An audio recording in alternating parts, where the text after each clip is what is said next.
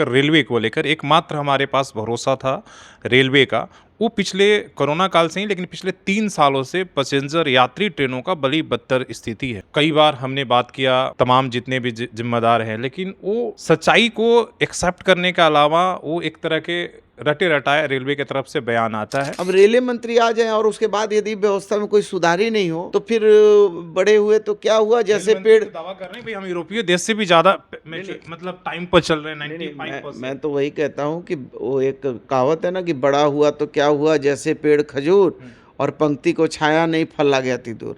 आप जीएम आके भी क्या होगा। अपने बयान में 2-3 बार बोला कि मैं भैया जब तक पटरी बढ़ेगा नहीं तब तक कोई समाधान नहीं है। मैं तो जब कई बार दुर्घटना हुई, मैं राज्य में मंत्री था, मैं हेलीकॉप्टर लेके कई बार गया और कई बार मैंने देखा यहाँ भी जब चकद्दरपुर में जो घटना हुई तो मैंने देखा कि वो कवच सिस्टम पूरी तरीके से फेल है। जहाँ हमें सपने दिखाए जा रहे हैं कि बुलेट ट्रेन चलेगी, दूसरी तरफ ये भी सपने दिखाए जाते हैं कि कवच सिस्टम लागू हो गया है, अब दुर्घटनाएं नहीं होंगी, रेल डिरेल नहीं होगी। समस्या तो पता है, एज ए विपक्ष होने के नाते क्या आप लोग करेंगे, इसलिए कि जो पक्ष है वो तो बोल नहीं सकता इसलिए कि उनकी सरकारें है। विपक्ष होने के नाते इस मुद्दे को लेकर, खासकर कुल्हान जिस तरीके से पीड़ित है रेल को लेकर, उस पर आप लोगों की क्या कोशिश? तो देखिए ठीक है, अब संवैधानिक पद पे आए हैं तो जरूर ये भी आपके माध्यम से जो हम संवाद दे रहे हैं ये भी उनके कान तक जाएगा और वो जरूर इस चीज़ को समझेंगे। और जब पानी सर से ऊपर उठता है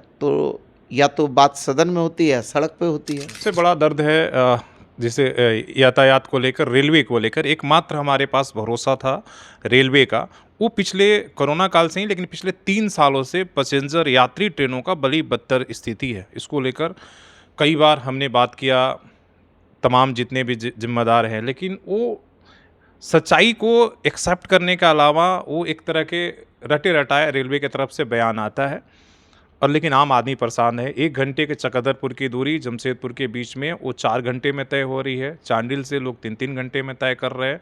लोकल जो यहाँ के लोग थे, मजदूर थे जो रोज़ शहर में आते थे चकुलिया, सरायकेला, चाईबासा से, उनकी स्थिति वो आना छोड़ दिए इसलिए कि लोकल ट्रेनों का परिचालन अब जो है एक तरीके से मुश्किल हो गया। ये सबसे बड़ी है। इसको लेकर आपकी क्या प्रतिक्रिया होगी और किस तरीके से देखते हैं? देखिए, एक तरफ जहाँ हमें सपने दिखाए जा रहे हैं कि बुलेट ट्रेन चलेगी, दूसरी तरफ ये भी सपने दिखाए जाते हैं कि कवच सिस्टम लागू हो गया है, अब दुर्घटनाएं नहीं होंगी, रेल डिरेल नहीं होगी। कवच का ऐसा सिस्टम आ गया है कि धक्का होने के पहले ही रेल खुद ब खुद रुक जाएगी। आप लगातार देख रहे हैं कि अभी बहुत सारी ऐसी घटनाएं हुई जिससे जान माल की भी क्षति हुई, राष्ट्रीय संपत्ति की भी क्षति हुई और कवच सिस्टम पूरी तरीके से फेल हो गया। बुलेट ट्रेन तो एक सपना था, सपना है अभी भी। और इसी के साथ साथ जो ट्रेन की ये था कि साहब ट्रेन अब जो है बढ़िया होंगी और बेहतर ट्रेन होगी। अभी भी आप जाके ट्रेन की हालत देख लीजिए तो आप 3rd ग्रेड तो छोड़ दीजिए, जनरल कोच तो छोड़ दीजिए, आप 1st क्लास और 2nd क्लास के भी बाथरूमों में जाएंगे तो वहाँ बदतर स्थिति आपको दिखेगी। अभी स्थिति ये है कि ट्रेन आती है, अब ट्रेन को जो टाइम पे जमशेदपुर पहुंचना है, जहां से मान लीजिए कि मज़दूरों को 9 बजे काम पे लग जाना है, 8:30 बजे लग जाना है, आप ला के आउटर में रोक दे रहे हैं। आउटर में 4 घंटा तक आउटर में कहीं चांडिल में रुक जा रही है ट्रेन, कहीं चकद्दरपुर में रुक जा रही है ट्रेन।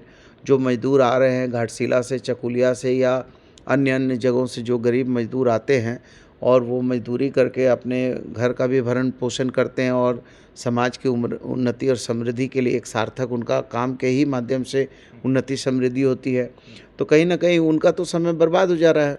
वो निश्चित समय पर अपनी दिहाड़ी करने पहुंच नहीं पाते हैं। तो ये एक बहुत बड़ा कहीं ना कहीं ये मैकेनिज्म में कहीं त्रुटि है या इनकी व्यवस्था में बहुत त्रुटि है।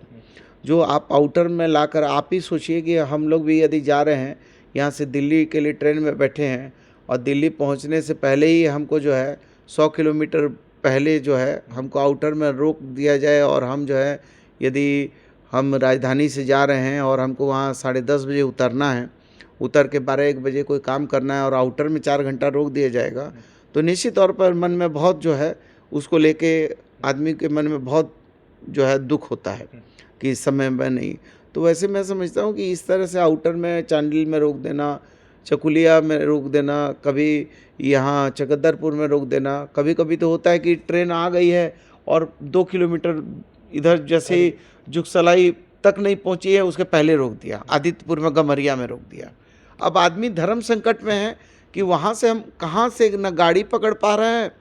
अब वहाँ से महज 10 किलोमीटर है, लेकिन ना वहाँ गाड़ी है, ना घोड़ा है, ना कोई व्यवस्था है। तो ऐसी अव्यवस्था को समझना होगा रेल वालों को। लाख अभी मैंने देखा कि जीएम जो हैं जमशेदपुर में आए और जमशेदपुर में आके जीएम जो हैं निरीक्षण किए। पहले तो होता था कि जीएम तो बहुत बड़ी बात है, वो तो कलकत्ता में बैठते थे, डीआरएम आ जाते थे तो हड़कंप मच जाता था। लेकिन अब तो देखते हैं कि जीएम आते हैं तो कुछ उसका कोई आउटपुट नहीं हो रहा है। यदि आप कोई चीज़ निकालते हैं, आप एक्सएलआरआई में पढ़ते हैं तो उसका क्या होता है, उसका क्या थ्योरी है, मिनिमम इनपुट मैक्सिमम आउटपुट। तो जीएम आए, अब रेलवे मंत्री आ जाए और उसके बाद यदि व्यवस्था में कोई सुधार ही नहीं हो तो फिर बड़े हुए तो क्या हुआ, जैसे पेड़ दावा कर रहे हैं भाई हम यूरोपीय देश से भी ज़्यादा मतलब टाइम पर चल रहे हैं 95%। मैं तो वही कहता हूँ कि वो एक कहावत है ना कि बड़ा हुआ तो क्या हुआ, जैसे पेड़ खजूर और पंक्ति को छाया नहीं फल आ गया थी दूर। आप जीएम आके भी क्या होगा, और जो है कि डीआरएम आके क्या होगा। यदि जब तक रेलवे लाइन का एक्सटेंशन नहीं होगा तब तक आप चलते रहिए। अपने बयान में 2-3 बार बोला कि भैया जब तक पटरी बढ़ेगा नहीं तब तक कोई समाधान नहीं है। मैं तो जब कई बार दुर्घटना हुई, मैं राज्य में मंत्री था, मैं हेलीकॉप्टर लेके कई बार गया और कई बार मैंने देखा। यहाँ भी जब चकद्दरपुर में जो घटना हुई तो मैंने देखा कि वो कवच सिस्टम पूरी तरीके से फेल है। वो तो समझिए कि उस समय चल रहा था, बैद्यनाथ धाम की यात्रा चल रही थी और बाबा की कृपा थी, जो 2-3 ही लोग जो हैं काल के गाल में समाये। यदि थोड़ी चूक उसमें बढ़ जाती तो वहाँ सैकड़ों पैसेंजर काल के गाल में समा जाते। वो हाँ, जो 18-19 बोगियाँ उतर गई थी, वो सिर्फ एक मिट्टी का जो बड़ा ये ढेला था पहाड़ टाइप का, उसके चलते बच गए लोग। तो आप सोचिए कि कितनी नाकामी है। पहले तो ये कहा कि कवच इतना अचूक सिस्टम, उसके लिए इतना गुणगान हुआ कि हमने इतना अचूक सिस्टम ले आया है कि गाड़ी धक्का होने के पहले रुक जाएगी, ड्रिल नहीं होगी, गाड़ियाँ एकदम सुव्यवस्थित होंगी, समयबद्ध तरीके से पहुँचेंगी। अब तो जो है रेलवे का टिकट जो है, प्लेटफॉर्म का टिकट जो है, वो कई गुना बढ़ा दिया गया है। तो कहने का मतलब है कि कहीं ना कहीं जो है दिखावा कुछ होता है, होता कुछ है।